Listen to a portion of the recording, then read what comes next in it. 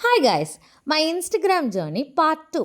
കഴിഞ്ഞ വീഡിയോയിൽ പറഞ്ഞ പോലെ എൻ്റെ ഇൻസ്റ്റഗ്രാമും കുറച്ച് വലുതാവാൻ തുടങ്ങിയേ.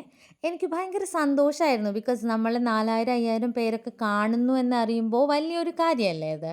പക്ഷേ പതിയെ പതിയെ എൻ്റെ ഇൻബോക്സ് ഫില്ലാവാൻ തുടങ്ങി കേട്ടോ. കുറേ കോഴികളായിരുന്നു താരങ്ങൾ. കാണാൻ നല്ല ഭംഗിയുണ്ട്, നല്ല കണ്ണ്, നല്ല മൂക്ക്, നല്ല മൂക്കുത്തി എന്ന് വേണ്ട, ഞാനാണ് ഈ ലോകസുന്ദരി എന്ന് തോന്നിപ്പിക്കുന്ന വിധമുള്ള മെസ്സേജസ്.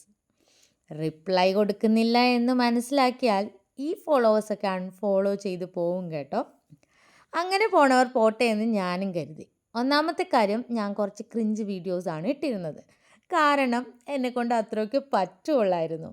ഈ പറഞ്ഞ പോലെ സിനിമാ മോഹം ഒന്നും ഉണ്ടായിട്ടല്ല ഞാൻ വീഡിയോസ് ഇട്ടിരുന്നത്. എനിക്കങ്ങനെ ഒരു മോഹവും ഇപ്പോഴും ഇല്ലതാനും. ഒരു ഫ്ലോയിൽ അങ്ങനെ ഒറ്റയ്ക്കിരുന്ന് ഇഷ്ടപ്പെട്ട പാട്ടുകളിൽ അഭിനയിക്കുമ്പോൾ എന്തോ ഒരു ഹരം, അത്ര തന്നെ.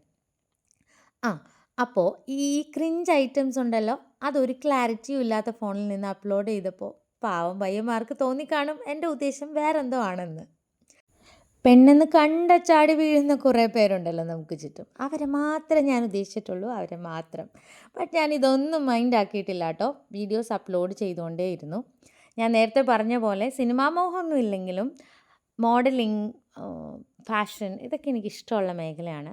യാതൊരു സീരിയസ്നെസ്സും ഇല്ലാതെ വീഡിയോസ് ചെയ്തിരുന്ന എനിക്ക് കുറച്ച് ലക്ഷ്യബോധമൊക്കെ തന്ന് എൻകറേജ് ചെയ്ത് സജഷൻസ് തന്ന് മുന്നോട്ട് കൊണ്ടുപോയ ചിലരുണ്ട് എൻ്റെ ജീവിതത്തിൽ. അവരെക്കുറിച്ചൊക്കെ നെക്സ്റ്റ് വീഡിയോയിൽ പറയാവേ. See you by next video. Bye by.